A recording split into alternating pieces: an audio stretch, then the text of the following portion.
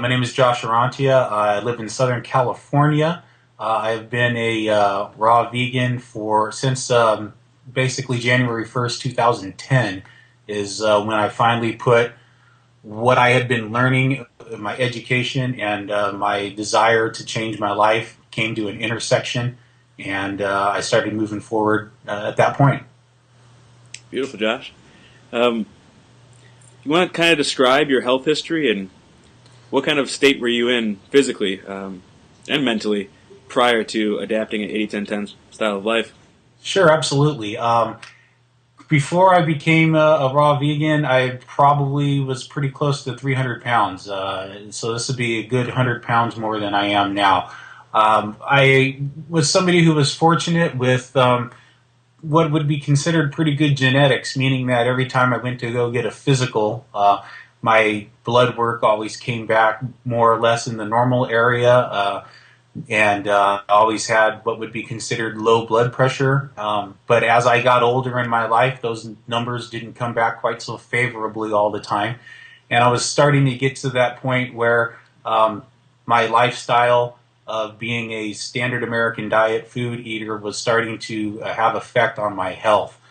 Heart attack became an issue that was moving towards the forefront of my mind, and I, didn't want to be off of this planet by the time I was 50. So there were definitely some needs that were going to have to happen for me to stay here. So I would think I would consider myself somebody that was overweight, probably clinically obese would be a good way of putting it. Physically out of shape, hardly able to walk up a decent flight of stairs without getting winded. Somebody who had chronic inflammation, joint pain, knee pain, shoulder pain, very, I would say, mentally and emotionally was extraordinarily addicted to food. Food was the item that all of my social events were surrounded around. And also, I think I had probably chronic fatigue, didn't feel like getting up out of bed most days. Very low levels of energy, and extraordinarily bad sleep apnea as well. So I was a bundle of health. Well, you're smiling pretty healthfully now. So what changes have you noticed since making dietary and lifestyle changes? Sure, absolutely. I mean, obviously the first is the weight. The weight was the first to go. And for somebody in today's society, that can seem to be the most important thing. We seem to really gauge our level of fitness and health around our weight, but it really is kind of the byproduct of living a healthy lifestyle. More importantly, all of my blood level numbers are right where they need to be. My cholesterol has dropped to a very low level. As a matter of fact, I'm below that marker that states if you're below this particular number, you have basically a zero chance of having a heart attack. So I've gone from being a bagel or a donut away from having a heart attack to virtually having zero chance of having a heart attack. Chronic inflammation is absolutely gone. No more knee pain, shoulder pain. I wake up in the morning and I can't wait to get out and exercise.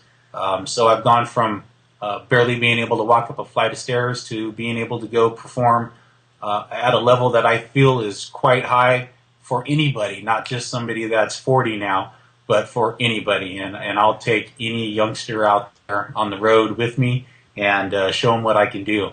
I've run 3 half marathons. I woke up on my 40th birthday. I ran 19 miles. So I'm working my way up towards the full marathon here, and maybe if I get lucky, I'll become one of these ultra runners. We'll see. I don't know. I'm still a pretty big guy at 200 pounds, so that's a lot of weight to carry along the road. But I can take you out on a bike and put in 50 miles and give you a good run for your money as well. So physically, the changes have been tremendous.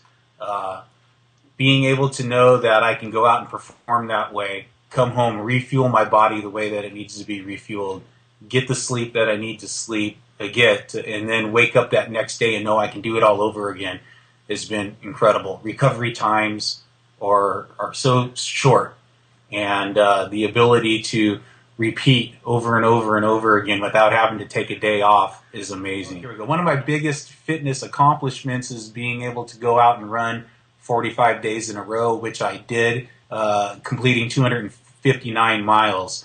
So it was, it was pretty awesome to watch my body be able to go out day after day after day and come home completely exhausted, but refuel and sleep and wake up the next day and be able to do it again.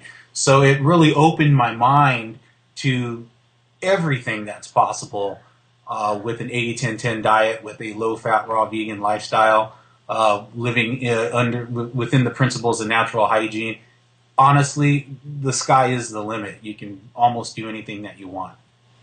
Great, Josh. And how has your mental state changed, and how has your relationship to food changed? It's just a good question. I'm glad you asked that.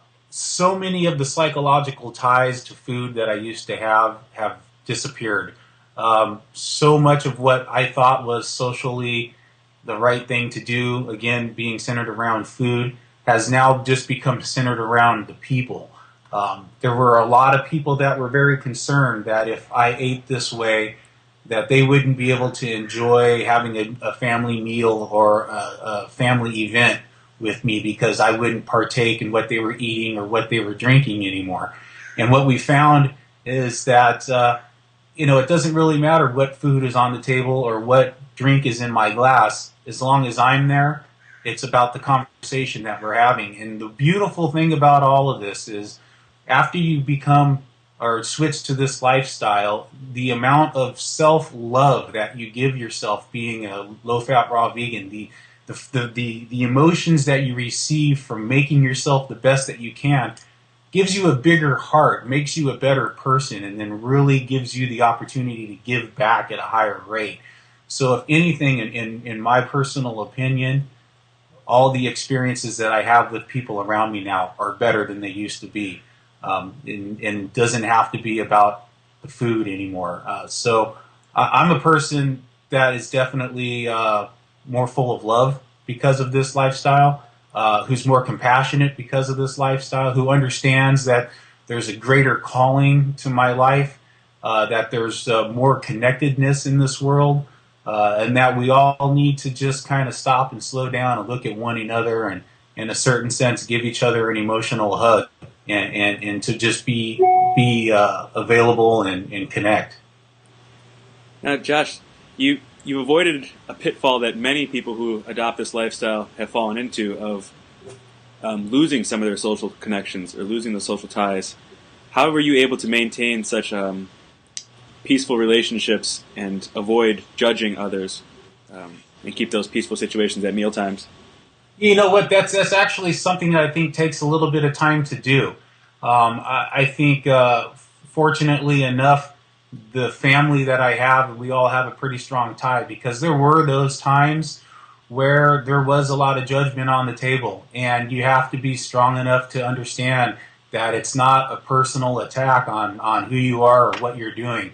It all comes from a base of genuine concern for you. So if my parents or my in-laws or whatever, or my close friends had something negative to say, it wasn't because they were trying to be mean, but it's because they didn't understand. And it's something that I knew was beyond my ability to teach them about at that particular meal. And it was going to take a period of time for it to come around. And the greatest teacher of all of this isn't what argument that I can make at dinner tonight, but it's how am I going to continue to live my life and be a beacon for those people to see. They're noticing the differences. You can't not notice the differences that have happened in me. From the physical to the emotional to just the general joy for being alive. And I let that do the talking. And then over time, what happens is, they will adapt to the new you. Even my wife was really concerned in the first year. She used to say, I really miss the old guy that I used to be married to. And I was like, really? You miss the 300-pound guy who, she said, yeah, but he was always the life of the party. And in a certain sense, I was talking to her about this the other night, and I kind of came to that realization Yeah, when I weighed 300 pounds and we used to go out and I used to be the life of the party, it was because I was trying to build some protection against the fact that I weighed 300 pounds, that I didn't love myself, that I wasn't taking care of myself, that I had a hard time getting out of bed in the morning. That became my defense, and that became how I separated people from really getting to see how miserable this guy was inside. And now that what you see is what you get, and now that it's real and this is really who I am, she's learned to love this guy even more and has actually forgotten about who that guy even is anymore. So, it's kind of the tale of two people in a certain sense. And my wife always likes to joke around. She likes to say, hey, I'm cheating on that guy with this guy. So it's been a lot of fun for us. It's been a lot of fun. Cool, Josh. And you have children as well. How has your relationship and interaction with them changed? I would imagine it was difficult to play very heartily with them when you were at risk of heart attack. Absolutely. Just getting out to the park and being able to go to the playground. Back in the day, it used to be me sitting at a bench watching my children play and not getting out there and playing with them. Now, when we play tag, they're telling me, hey, I got to take a breath, slow down. And I'm going, come on, guys, let's go have some fun. So, in so many ways. And it wasn't to the point where I had thought there wasn't going to be a future with us. But now I'm definitely at a point where, I'm not just thinking about being a parent to my children, but being a parent to my grown children and being a grandparent to their children. That's all right there within my reality now. And that feels outstanding. And to be able to, I also have a daughter who's in college as well. So I have one that's much older. And I received a Father's Day card from her last year. And it basically said something along the lines of, Dad, I'm really proud of what you're doing. It's an inspiration to me to see how you've changed your life. And it does influence the decisions that I make. And it makes me want to be a better person. Hey, right there, that's all that a parent could ever ask for. I mean, I feel kind of lucky because I think there's a lot of people that don't even get that kind of response from their children, and I feel pretty special for that. So, yeah, it's awesome. So you've been down, like you said, it's a tale of two different persons in your life now. What would your advice be to someone who was in your shoes 2 years ago? What would you say to that person? Well, I would say probably the first thing is you really need to get back in touch with yourself. And you need to take a period of time to put yourself first again. And I think when we're raised to be cautious and attentive to other people's concerns and needs. To be a good husband means to take care of your wife. To be a good parent means to take care of your children. But somewhere along the line, I think we forget to take care of ourselves, and so to get back in connection with taking care of ourselves and loving ourselves, I think is the first key. Because once you come from a place of wanting to take care of yourself, you're going to go out and find the information that you need to find. You're going to have the motivation that you need to implement anything that you learn along the way. So once we get to a point of self-love, then go out and find that person that you resonate with, be it somebody like Dr. Graham or any of the other, hundreds of thousands of people, it seems like, that are out there that embrace the 80-10-10 diet and understand how to make it happen for you. Find that person that you understand and resonate with, and then take that first step. Everything's about taking the first step. Do what you have to do to clean your kitchen and make it the way it needs to be. Do what you have to do at the grocery store to make sure you have the right fruits available. And then it just means waking up in the morning and taking the first step, doing the right thing for breakfast. And then, doing the right thing for lunch is another step. And if you make a mistake along the way, again, we're supposed to be caring and loving ourselves. Don't beat ourselves down. Don't get on your back. Don't be rough on yourself. Just go to bed, wake up the next day, and start over again. And every day is a start over. And that's how you build a good habit. It's not you don't just flip on a switch and you have a good habit and away you go. It's waking up every day and repeating it. over and over again. We have that saying that we like to say: the definition of insanity is trying the same thing over and over again and expecting a different result. Well, the definition in my mind of a good habit is trying the same thing over and over again and getting better at it every day. And when you accomplish that, you've developed a new habit and you've changed your lifestyle. So, yeah, again, first step, love yourself, go out and find somebody you resonate with, and then bring that education and that motivation and have them cross, and good things will happen. And if I was someone who was in that position, how quickly can I start to experience the benefits of adopting this lifestyle? Well, I really think that you start experiencing the benefits from the very moment you decide to do the lifestyle. Because, again, that's when you've confirmed that you care about you more than anything else at that point in time. And you're in a position where you need that more than anything. So I think as far as the benefits, yeah, right off the bat, taking care of number one. Now let's talk about health benefits. Shoot, I think it varies for everybody, but they're pretty much right away, I think, as well. I mean, immediately you're going to start to feel better. You might have a little bit of a lull, of a detox period as your body throws off any excess toxemia that it might have, but that doesn't happen to everybody. It didn't happen to me. For me, it was right away. Health benefits were mild at first because I switched to a vegan diet, and then when I switched to a raw vegan diet, they accelerated for quite some time.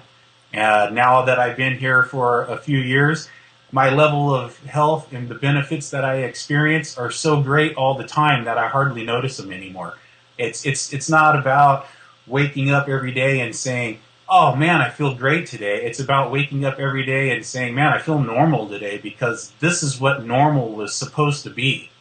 And we just didn't know it. We were just buried underneath those cheeseburgers so deeply, we forgot what normal was all about. So normal was so low, and now for me, normal is way up here, and so it's awesome. It's absolutely awesome. Where can we find you, and what are you working on these days? Sure. I can be found on Facebook, of course, at Josh at Earthbody. That will be my profile tag. And then I also have the Earthbody Health Institute page on Facebook. Our website is www.earth-body.com, and you can connect with me through there as well. I recently finished up my degree programs at the University of Natural Health, and so I am a hygiophysician. Which basically means that if you're somebody looking for a different modality to get healthy, and natural hygiene is the basis of where you're trying to go, then you want to come to me and I can help you learn about it, understand what hygiene is, and figure out how to incorporate. What I like to do is incorporate 80-10-10 into natural hygiene. I think it's probably the best diet for that, and very similar to the original principles. And we move forward from there to help you find, vibrant health. So that's where you can find me, and I look forward to hearing from you all. Great, Josh. Thank you so much for doing this interview. Oh, absolutely. It's my pleasure. It's my pleasure. It's all about fruit, people.